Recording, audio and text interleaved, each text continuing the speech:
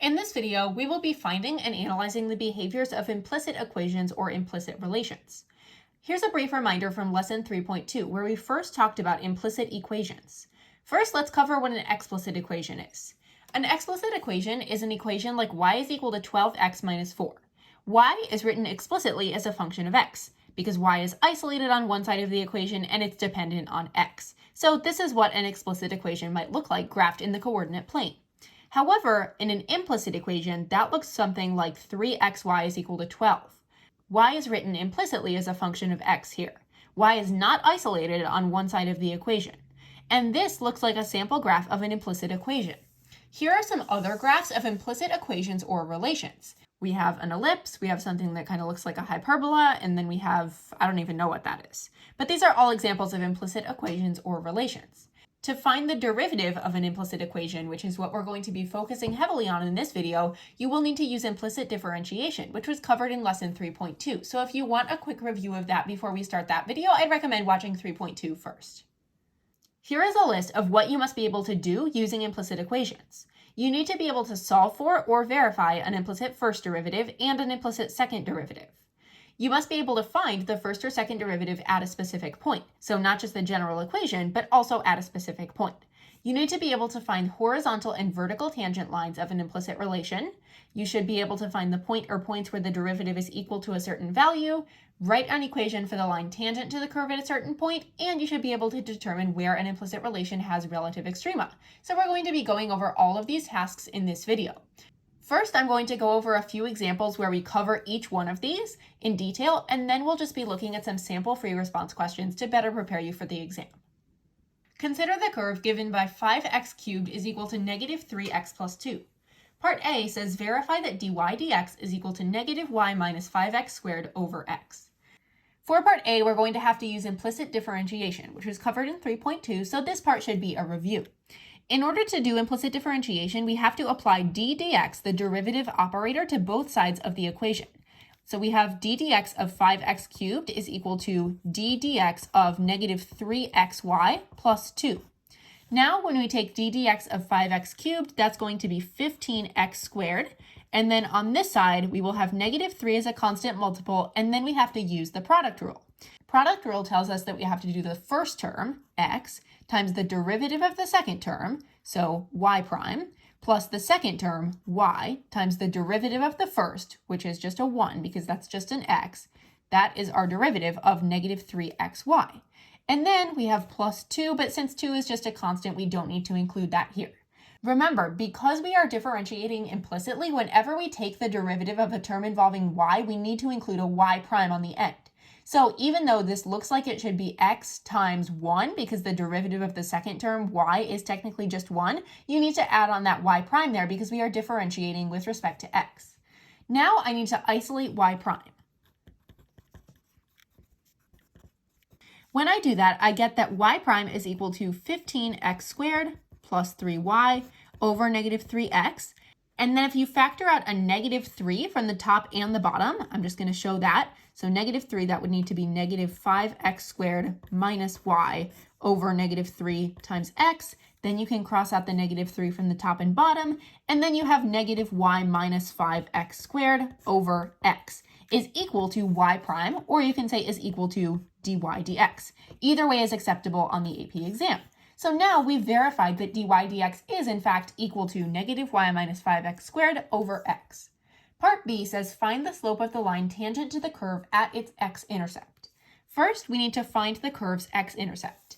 The x-intercept will occur when y is equal to 0. So let's bring this original equation down, but we're going to put in a 0 for y. This gets us 5x cubed is equal to 2. And that means x cubed is equal to 0.4, or 2/5. So x is equal to the cube root of 0.4. That is the x-intercept.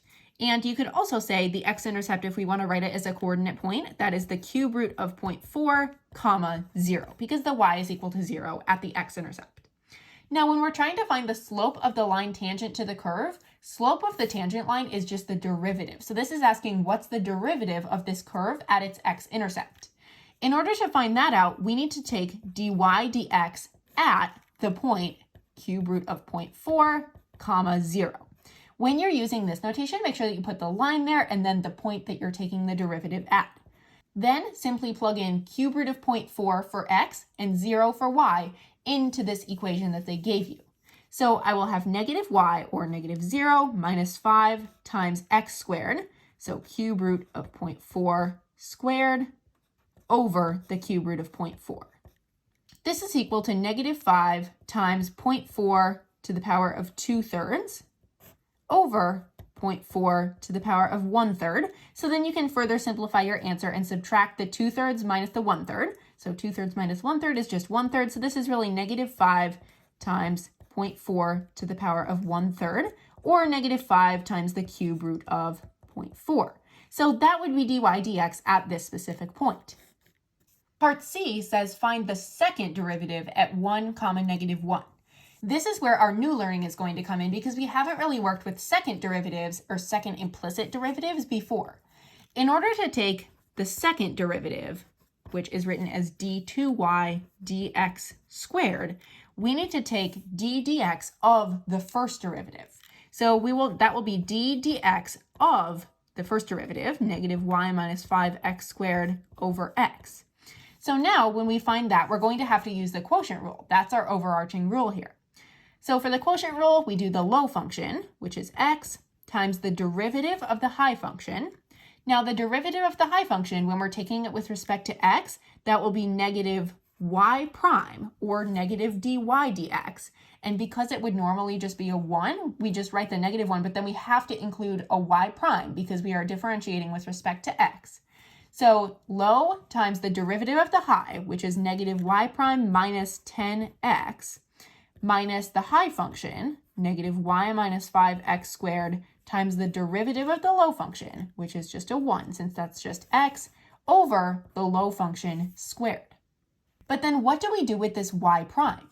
Well, y prime is equal to dy dx. So what we have to do is we have to substitute in this expression right here for dy dx in for y prime. So it's going to be quite a long second derivative. We have the second derivative is equal to, and then we have to recopy this down. So x times, but now instead of negative y prime, we have to do negative of this. So negative parentheses, negative y minus 5x squared over x minus 10x minus, and then we just copy down the rest of this. This is our expression for the second derivative.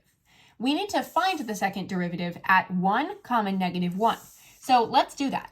When we take the second derivative at a certain point, we use that same notation for the derivative at a point. Second derivative at 1, negative 1. And then we simply plug in a negative 1 for y and a positive 1 for x into this equation up here.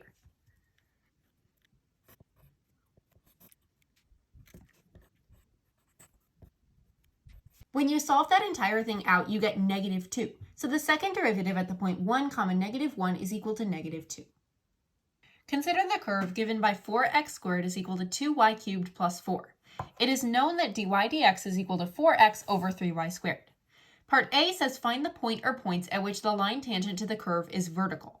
Recall from the third video in lesson 3.2 that when the line tangent to the curve is vertical, that means that the denominator of dy dx needs to be equal to 0.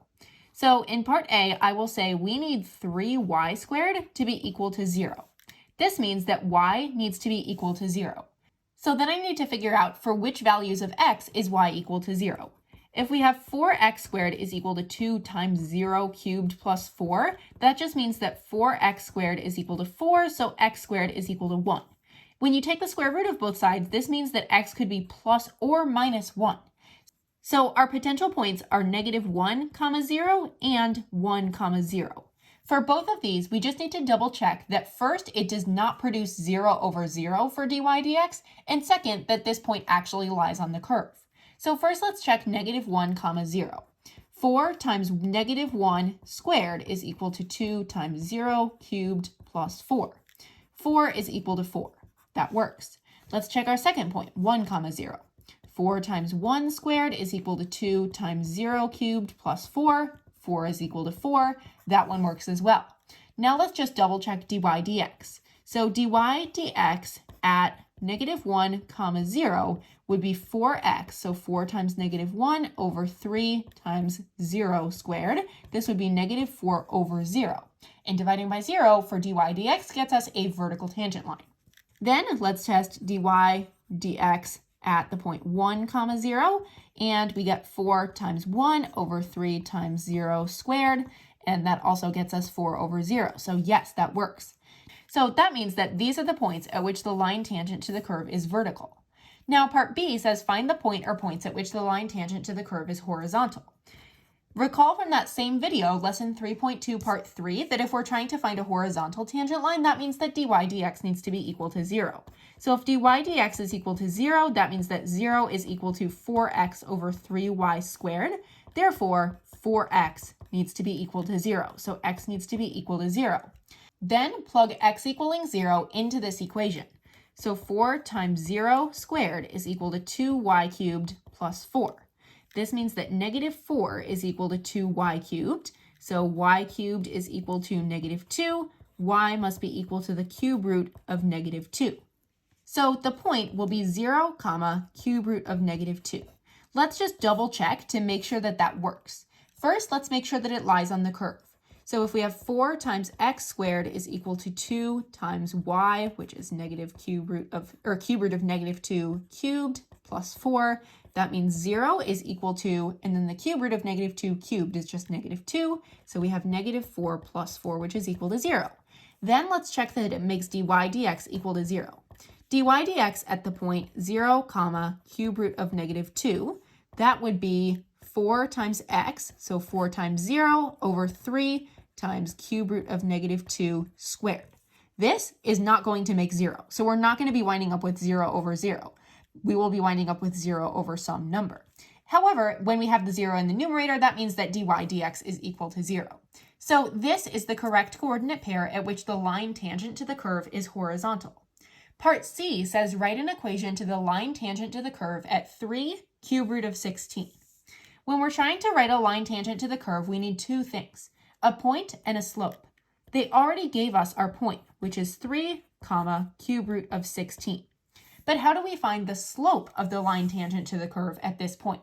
Well, we can use this equation that they gave us. So we will be finding dy dx at this point. dy dx at the point 3, comma, cube root of 16. Let's use our equation right here, which is 4x over 3y squared. So we have 4 times x over 3 times y, which is cube root of 16 squared. And then I will rewrite that as 12 over 3 times 16 to the power of 2/3. Now this does not have to be simplified all the way because as long as your answer is mathematically equivalent, that's completely fine. So this means that m, or the slope of our line tangent to the curve at that point, is going to be 12 over 3 times 16 to the power of 2/3. Then we use our equation for a line, y minus y1 is equal to m times x minus x1, and then we just plug our stuff in. Y minus y1 is cube root of 16 is equal to m, which is 12 over 3 times 16 to the power of 2/3 times x minus x1, which is 3. So this is our equation of the line tangent to the graph at that point. Consider the curve given by 3x squared plus 6 is equal to 3xy. It is known that dy dx is equal to 2x minus y over x. Part A says find the coordinates at which dy dx is equal to 2/3. If we're trying to find the coordinates where this is true, we need to set dy dx equal to 2/3. We note that dy dx is equal to 2x minus y over x. Then you can cross multiply, so 2 times x, that becomes 2x. 2x is equal to 3 times 2x minus y. Then we need to create a system of equations, one of which is going to be this equation, and the other of which will be this equation, because our point has to fulfill the criteria of having dy dx be equal to 2/3, and it has to lie on this line. So our other equation is 3x squared plus 6 is equal to 3xy. And now we need to solve this system. And the solution to that system is going to be the location where we have dy dx equal to 2/3 on that curve. So let's first continue working with this equation. We can distribute the 3 and then isolate y. Y is equal to 4x over 3. Then I can use substitution and plug that value for y into the second equation. If 6 is equal to x squared, then when you take the square root of both sides, that you get that x could be equal to plus or minus square root of 6. So those are going to be the x coordinates for our potential points. Now let's take one of these equations and plug in positive rad 6 and negative rad 6 to solve for y. You can also just pick this equation because that's going to be a little bit easier. And I will plug in positive rad 6 first. So this would be the y coordinate. This means that one of our points where this is going to be true, where dy dx is equal to 2/3, is rad 6, 4 rad 6 over 3. And then if we're trying to find the other coordinate where that's going to occur, we know that the x coordinate will be negative rad 6, and let's plug that into this equation. Y is equal to 4 times negative rad 6 over 3. This would be negative 4 rad 6 over 3. So negative rad 6, negative 4 rad 6 over 3. These are the coordinates at which dy dx is equal to 2/3. If you have time on a free response question, it would be a good idea to go through and plug in both of these coordinate points to make sure that you get 2/3 for dy dx when you plug it into this equation, and make sure that both of these points lie on the line. However, for the purposes of time in this video, we are going to move on to part B. Part B says find the coordinates at which the line tangent to the curve is horizontal.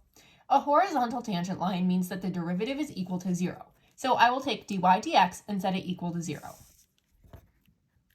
This means that 0 would be equal to 2x minus y, or we could say y is equal to 2x. Again, we're going to have to create some type of a system. So this is one of the equations in our system, but we also need the point to lie on the curve. We can't just go picking any point where dy dx is going to be equal to 0. It has to also be a point that lies on the curve. So my other equation for this system will be 3x squared plus 6 is equal to 3xy. And then we can use some substitution, plugging in 2x for y. And we get 2 is equal to x squared. This means that x could be plus or minus rad 2. Now let's figure out the y coordinate. So I'm going to take, and you can take either of these equations, I'm going to take y is equal to 2x. If x is equal to rad 2, that means that y would be equal to 2 rad 2. So one of our coordinates is rad 2, 2 rad 2. And the other coordinate would be y is equal to, and then we take 2 times x, 2 times negative rad 2, that's negative 2 rad 2. So the other coordinate would be negative rad 2, negative 2 rad 2. And these are the points at which the line tangent to the curve is horizontal. Again, if you have time, it's a good idea to do a check step for this one as well. But let's move on to part C. Determine whether the curve has a relative maximum, a relative minimum, or neither at each point found in part B. Justify your answer. How can we figure out whether these points are relative maximums or relative minimums or neither? One way that I can think of is using the second derivative test, which was covered in lesson 5.7. For the second derivative test, we need to analyze whether the curve is concave up or concave down at the places where dy dx is equal to 0, because that means that the curve has a horizontal tangent. So if we have a horizontal tangent line and the curve is concave down, we know that there would be a relative maximum at that point. If we have a horizontal tangent line and the curve is concave up, we will have a relative minimum at that point. That's like a very brief recap of the second derivative test. But how do we find the second derivative implicitly? Well, we're going to have to find the second derivative right here. We will find d2y over dx squared. So let's do that first. To do that, we will have to take d dx of our first derivative, which was 2x minus y over x. Then I will need to use the quotient rule here. So I do low function, which is x, times the derivative of the high function, which was 2 minus, and then the derivative of y is just 1, but since we have a y in there and not an x, we have to do a y prime. So 2 minus y prime, low d high minus high, 2x minus y. D low is just 1, I'm not even going to bother writing that, all over the low function squared. And then we have to substitute in our equation for y prime, or dy dx, right there. So dy dx is equal to 2x minus y over x. This means that our second derivative is really equal to x times 2 minus 2x minus y over x minus 2x minus y all over x squared. So first, let's find the second derivative at this point.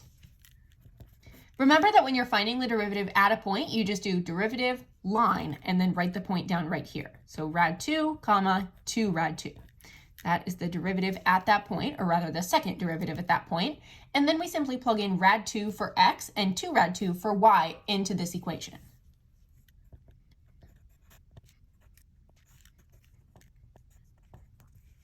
When we do that, we get the square root of 2 is the second derivative at this point right here.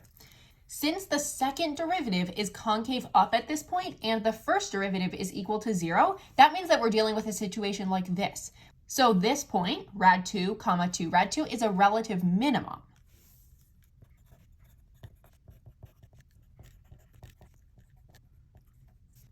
So we say the curve has a relative minimum at rad 2, comma 2 rad 2, since dy dx at rad 2, comma 2 rad 2 is equal to 0, and the second derivative at rad 2, comma 2 rad 2 is greater than 0.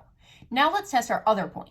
So now we need to find the second derivative at the point negative rad 2, comma negative 2 rad 2. So I will plug that in to this equation right here.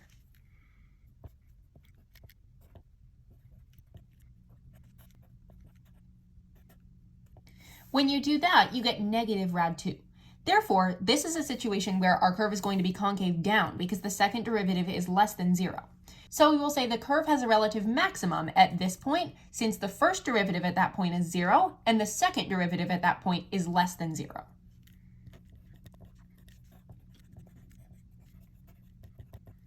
There's our full response for part C.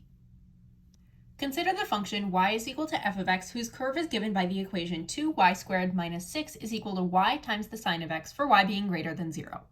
Part A says show that dy dx is equal to y cosine x over 4y minus sine of x. So this is one where we just need to use implicit differentiation to verify our derivative. So it should be pretty straightforward. First, we just apply d dx, the derivative operator, to this entire equation. And then we just need to go through and figure out what that is. So if we take d dx of 2y squared, that will be 4y times y prime. So 4y y prime, derivative of negative 6 is 0. And then over on this side, we need to use the product rule. So we do first times the derivative of the second, which is cosine x, plus the second, sine of x, times the derivative of the first, y prime. Then we need to get all the terms that have a y prime on the left side of the equation, and then factor out a y prime. Then divide both sides by 4y minus the sine of x, and you get dy dx is equal to y cosine x over 4y minus the sine of x. This is equivalent to what we were being asked to show that it was. Part B says write an equation for the line tangent to the curve at the point 0, rad 3. In order to write the equation of a tangent line, we need two things, a point and a slope. They already gave us the point. The point is 0, rad 3. But then how can we find the slope of the line tangent to the curve at that point? Well, we need to figure out what's the derivative at that point. So I'm going to take dy dx at the point 0, rad 3. And then I can just take this equation, y cosine x over 4y minus sine of x, and plug in 0 for x and rad 3 for y. This gets me 1/4. So that means that my slope for this line, m, would be equal to 1/4. Then I can write the equation of the tangent line using point slope form. Y minus y1 is equal to m times x minus x1, and then just plug in the various things. So y minus rad 3 is equal to 1/4 times x minus 0, or just 1/4 x. And then I will label this as the equation of the line tangent to the curve at 0, rad 3.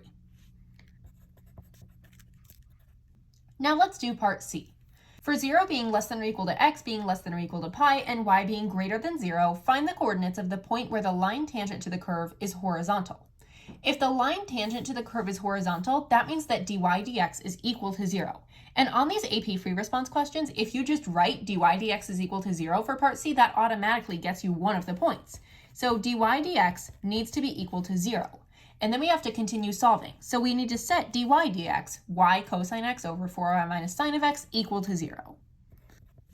This means that y times the cosine of x needs to be equal to 0. So we could say y needs to be equal to 0, or cosine of x needs to be equal to 0. However, it already says y needs to be greater than 0. So unfortunately, y cannot be equal to 0.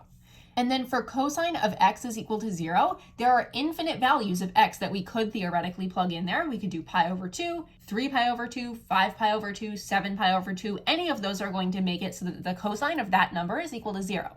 However, we're only working on the interval from 0 to pi. So that means that our only number that works is going to be x is equal to pi over 2. Now it says find the coordinates, which means the x and the y coordinate of the point where the line tangent to the curve is horizontal. So we have this x-coordinate, x is equal to pi over 2, but then to find the y-coordinate, we have to grab this original equation, plug in x, and solve for y. Once you've factored, you just need to set both of these equal to 0. So if we say 2y plus 3 needs to equal 0, that means that y needs to equal negative 3/2. But we know that y has to be greater than 0. So that one doesn't work. But then we could say y needs to equal 2, and that one works. Therefore, the coordinate at which the line tangent to the curve is horizontal will be pi over 2, comma 2. Part D says determine whether f has a relative minimum, a relative maximum, or neither at the point found in part C. Justify your answer. Again, we're going to have to use the second derivative test here, because if the second derivative is positive, that means that our curve is concave up, and if dy dx is equal to 0 at this point, that means by the second derivative test we have a relative minimum there. But if our curve is concave down, meaning that the second derivative is less than 0, and the first derivative is equal to 0, we have a relative maximum there. So in order to analyze the second derivative, we need to figure out what is the second derivative. This is going to be kind of a nasty one here because we're going to have to use the quotient rule on this thing.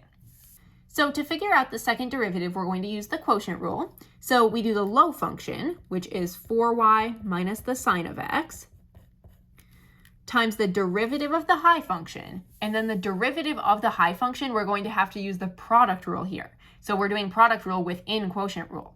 So just for the product rule, just to find the derivative of y cosine x, that would be first, which is y, times the derivative of the second, which is negative sine of x, plus the second function, which is cosine of x, times the derivative of the first function, which is y prime.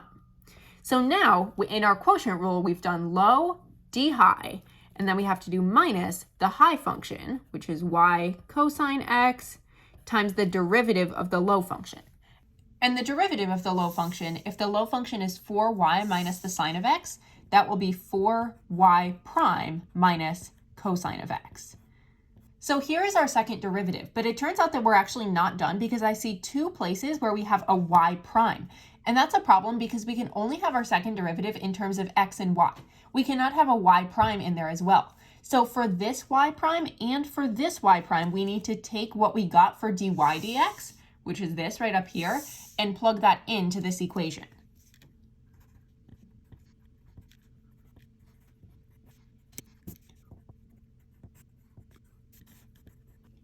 Okay, so here we have our insanely long and complicated second derivative. The first time I worked through this problem, I actually thought I was doing it wrong because this thing is just crazy. It's so long and complicated. But now what we need to do is we need to take that second derivative at the specific point. And the specific point is pi over 2, comma 2. So I'm going to go through and take the second derivative at pi over 2, comma 2. So I will simply plug in pi over 2 everywhere that I have an x in here and plug in 2 everywhere that I see a y.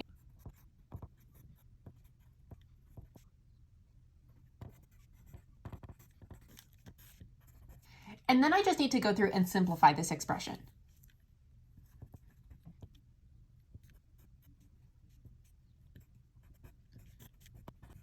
Once that's simplified, you get negative 2/7. And since negative 2/7 is less than 0, since our second derivative is less than 0, that means that the curve is concave down. So that means that we're dealing with a situation like this one. So now I just write out my explanation using the second derivative test.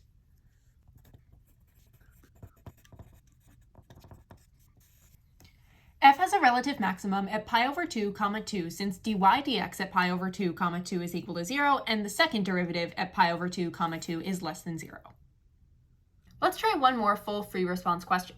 Consider the curve given by the equation y cubed minus xy equals 2. It can be shown that dy dx is equal to y over 3y squared minus x.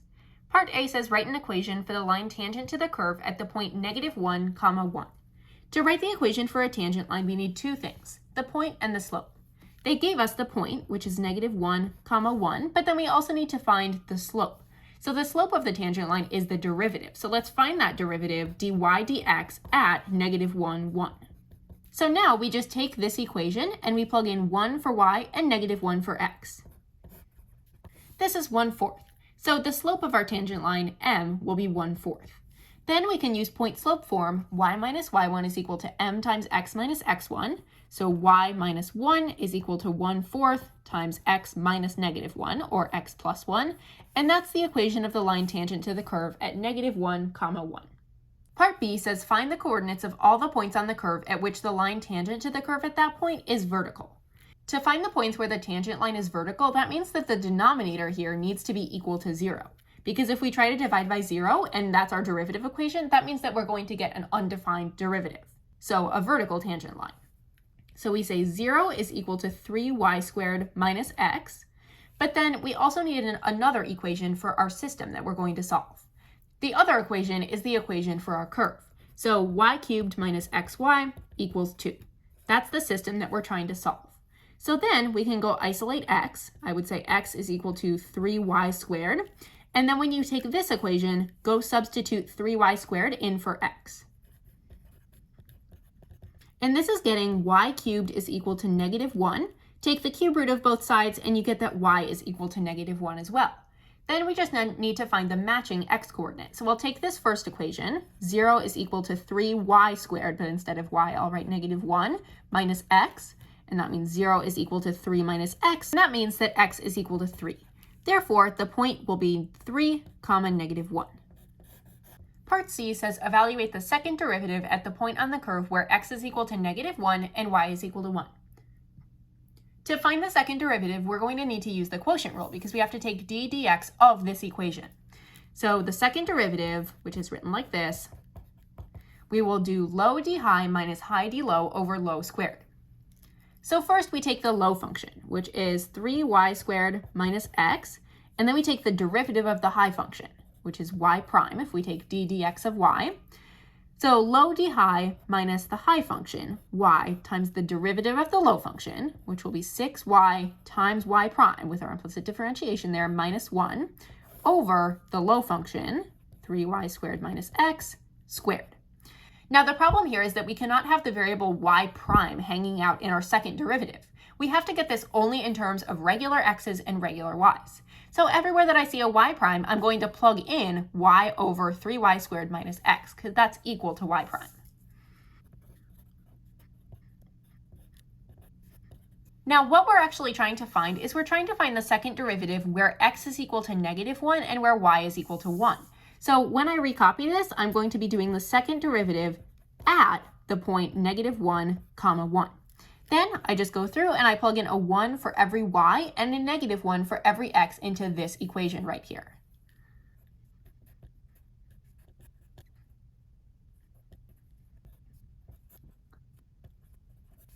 When you do all that simplification, you get 1 over 32.